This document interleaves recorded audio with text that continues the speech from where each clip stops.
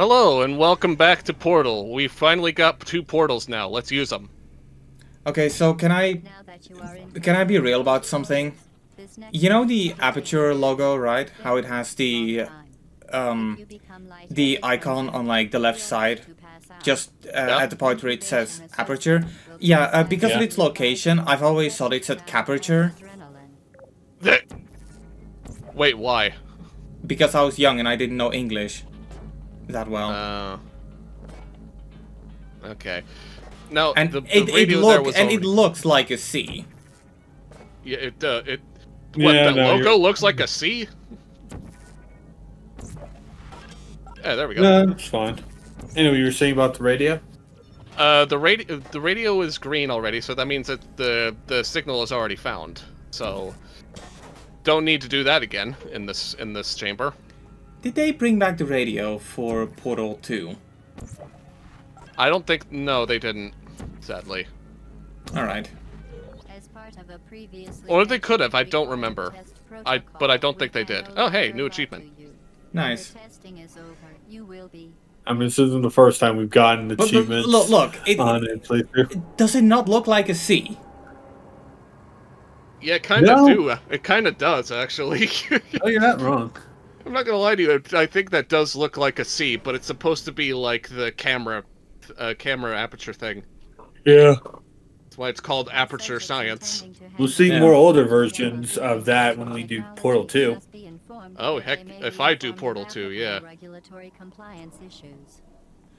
So, did any of you guys happen to take a look at the Nintendo 64 port of this game? No. It's unofficial, of course, but I think it's quite impressive. How somebody... It sounds like a really nice homebrew. Yeah. Oh yeah, it is. Like I've watched MVG's coverage on it, and I mean, obviously it looks like Portal would look on the N64. I did not. I never expect that. Yeah, but yeah, it's impressive in terms of gameplay mechanics, because the only console this game was released on, I want to say, was the Xbox 360 and the PS3 through the orange box. And I don't think I need to remind you that the PS3 version had some problems. Well, I mean, both versions had problems. PS3 had them more because PS3 was literally the weakest console. It's not the weakest console, it's well, the not the console. weakest It basically was a repeat of the PS2 GameCube PS2 GameCube Xbox era. Yeah. Sony came in last. Yeah. Well, depending on who you ask. Well, because if you knew how in terms of hardware and basically problems with the stuff, like PS2 got away with having the Blu-ray DVD player, yeah. but it ultimately was the weakest of the 3 consoles. Yeah, even though in terms of both basically taking damage and graphical stuff. Yeah, but like it's still got like quite a lot of It got quite a lot of support because people wanted to make their game for the most popular platform, and the GameCube and Xbox basically got away with it because they were the more easy hardware to develop for. In terms of the PS2 being the weakest one, that is true, but then the PS2 also, like the PS3, has some... Oh, look, a radio. Had some pretty funky hardware where, once again, if you know how to utilize it, you can get quite a lot of stuff out of it. And yeah, there you go. Just me screwing up again, not realizing that I could have done it a very easy way, instead of just the way I did it there and making it launch myself upward instead of through like the wall up there. Relatable. Yep. Because I've played this game so many times and it still stumps me every time. Also, it's no fault. It's no fault of the game itself. It's just the fault of me being a dumbass. Yeah. Also, let it be known that the Oh. Hey, I got it. Yeah, but you also died like a chump.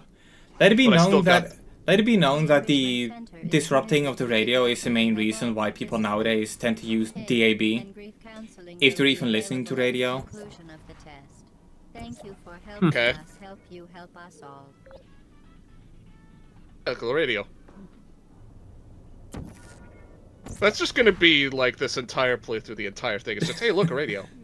Ooh, piece of candy. Ooh, piece of candy. Ooh, piece of candy. Yeah, literally. God, I hope that is me that is James Woods under that box. If it's me under there, I'm gonna be really pissed off.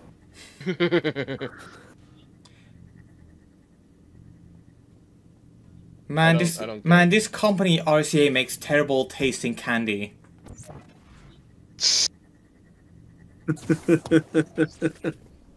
I don't even know why RCA was the first company that jumped to mind. Didn't they do, like, TVs? They did radio and then TVs. Okay, so they did do radios. They're called the Radio Corporation of America. They've done radio first. Yeah. Alright.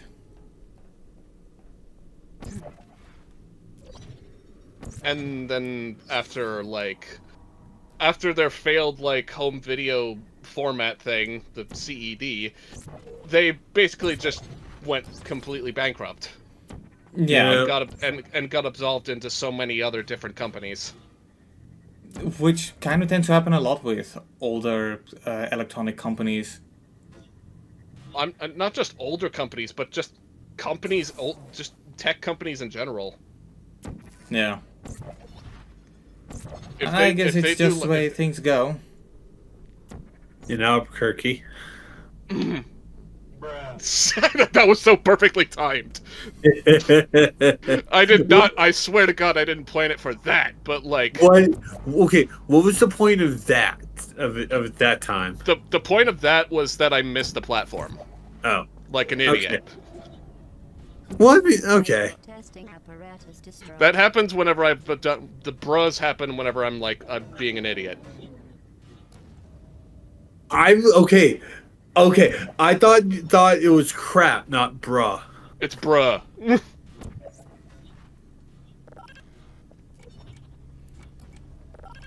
Also, high sound that came from this game, but people nowadays associate with Garry's Mod. You can donate one or all of your vital organs. Wait, what the ticking noise? No, or the selecting noise. When you press a button, although. Oh yeah, that. Isn't that Isn't that Half-Life that introduced that noise? I think it was Half-Life 1, yeah. I that came out first. So. I believe Half-Life used that. I actually can. It's been so long since I've played Half-Life. Yeah, and either way, I mean, they share a continuity. Yeah. Well, yeah. Half-Life and Portal share the same universe.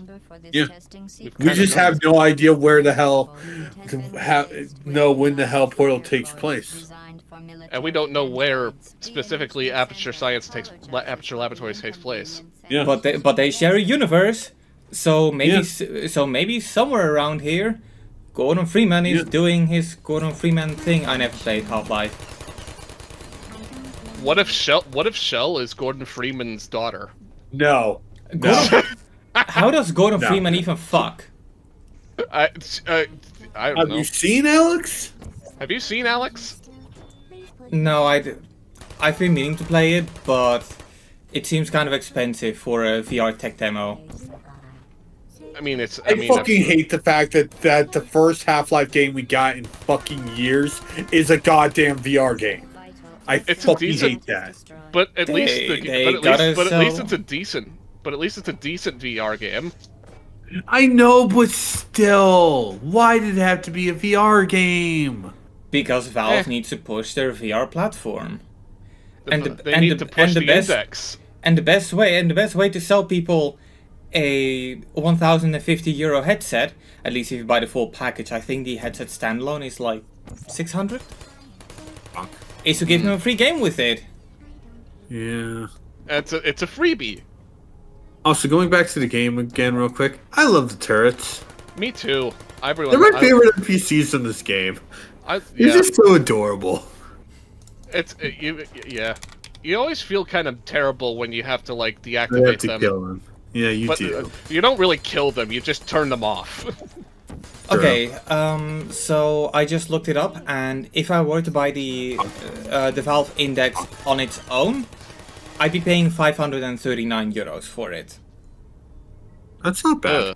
And that's pretty pricey. I mean, it's still pricey, but yeah, that's not that bad. Well, it's pricey if you compare it to, like, the PSVR, but the PSVR makes sense that it's so cheap, or... so cheap?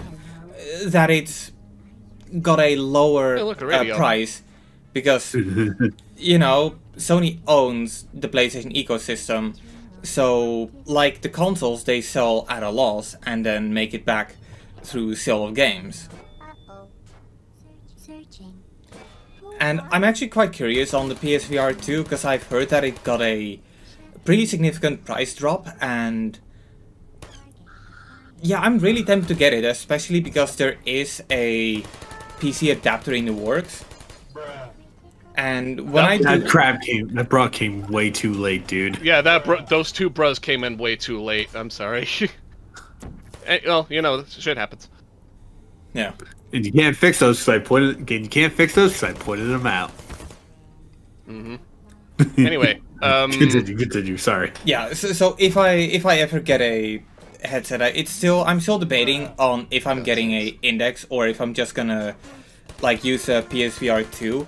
The biggest problem I'm having is that it's not necessarily a improved headset I need, because if I want to, I could play VR games, and even if my Vive has a pretty low resolution, I'm perfectly content using that to record or stream games.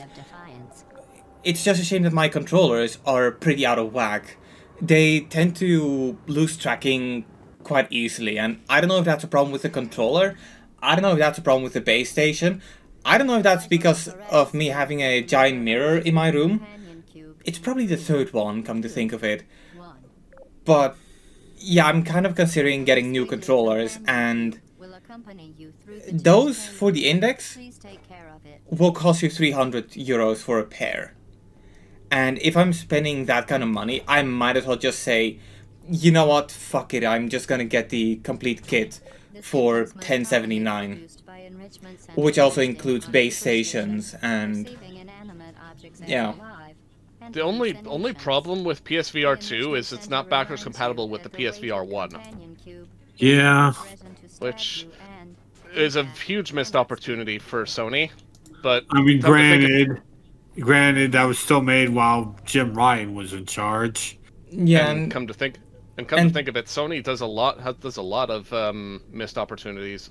Yeah. Hopefully, the new people in charge will actually realize, yeah, a lot of his thoughts were stupid. Let's actually realize that people want the stuff he was calling was stupid.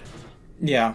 Also, to go back to the PSVR 1, I don't know if I mentioned this during the Wolfenstein Cyberpilot playthrough, but I've always felt like the first PSVR was a product of limitations, because it was made to be usable with any PS4, but the PS4 wasn't made to be used for VR, and as such it couldn't really push like any high fidelity graphics. And I kind of feel like if they were like, okay, this PSVR accessory is only available on PS4 Pro systems, which could do a high resolution and maybe even a higher frame rate than 120, not 120, than 60, maybe it would have been more compelling for me, because I do have a PSVR, but I haven't really felt a reason to go back to it, especially now that I have my my Vive, and now that I have Beat Saber on PC with, you know, mods and custom tracks. But I think we also all know that if they limited to just the PS4 Pro, it would have caused quite a stir, and the people wouldn't really have liked it. The enrichment center reminds you that the weighted companion cube what can you do? complain, make a video about it on the internet talking about it. It can, but like, what good would that do? I don't know. It's an interesting subject to talk about. I guess. Someone really likes the companion cube. Whoever was before Shell really loved the companion cube so much. Ratman loved companion cube so much that he made like all of it into like the companion cube-esques. Yep. Everyone loves the weight of the companion cube, which makes this next part very, very sad. Very, very depressing. I'm so sad. I mean, to be fair, the companion cube, as we all know, is the second best cube in gaming. Yes. What's the first? The GameCube. I immediately was like, you don't fall for it.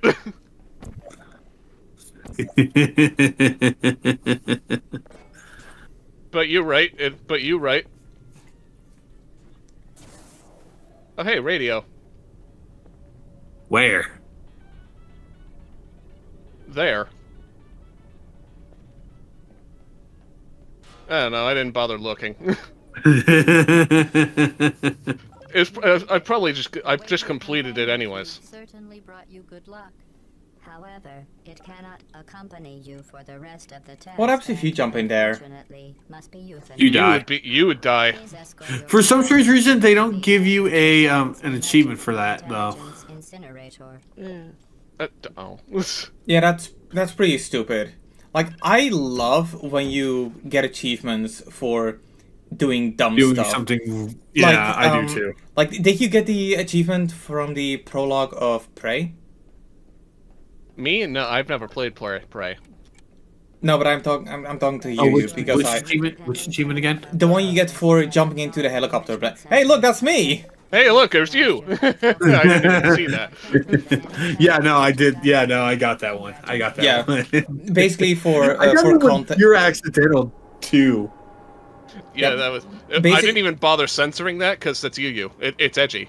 Basically, for context, in Prey 2017, in the prologue, when you're still convinced that you're just a regular old slum, waking up or something like that, you get picked up by a helicopter, and there's an achievement if you jump into the helicopter's blades. Yep. I love achievements like that. Yeah. And I did mine completely accidental. Yeah, I wish I clipped that. I think so have I, because I'm the kind of person who gets really curious and is like, I wonder if this game will kill you if you jump into the blades, or I wonder if I can get damaged by standing in fire. Because surprisingly, not a lot of games do that. And it's always kind of a disappointment when it happens. Yeah. Yeah, dumb achievements are always fun. I mean, just look at this achievement right now. This is pretty dumb.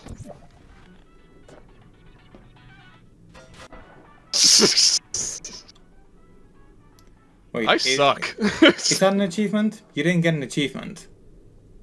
Well, it's part of an achievement. The frickin' radio shit. Ah. But yeah, Okay, so hear me out. Portal with anti-gravity. Yes, absolutely. That sounds like hell. Sign me the fuck up. That sounds like hell. Oh, I love doing this. Like, just the infinite falling cycle. Gotta love it. Oh no! Not the radio! Bye, radio. Bye, radio. You sent me missed. Send companion cube his regards. Yeah, say hi to the companion cube for me. No. This is so sad.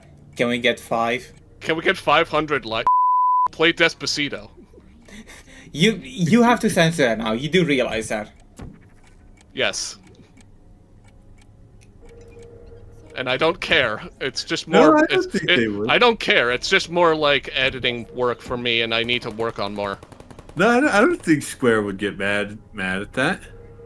Wait, who? Square? Yeah, the song that you had when the radio was falling was To Xanarkand. No, I was talking about Despacito, the thing. Yeah, him summoning someone else's ALEXA.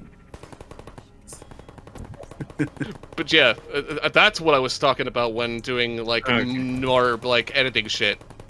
All right. Anyways, yeah, I had a pain in the ass puzzle right here. Yeah, this one sucks. This one sucks. Especially if you are going for the radio achievement, which I think is in here, in this room. I never did that achievement, so I have no idea. But spoiler alert, I didn't really give a shit too much on the achievement anymore after that. Yeah.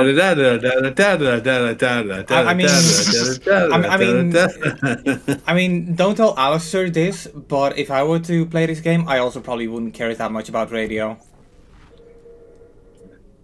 All we hear is Radio Gaga. Okay, that I do care about. I've got that in my playlist. It's a damn good song. We're calling all cowards now, boy, to win. But then I've also got some pretty embarrassing songs in my playlist. So don't we all? Yeah, but mine is. It's a bit embarrassing. Like, do you know that song? I don't know if it's from iCarly or Victorious, but there's this song that plays where it's like the joke is on you. Do you know that song? No. Sounds familiar, but I don't remember. I've got that song in my playlist, and I'm. Yeah. That kind of. I don't like to admit it that I got a fucking song from iCarly in my playlist. Well, now everyone who watches us knows. And now everyone who's seen this, all 5 of them, are gonna look it up. Yeah.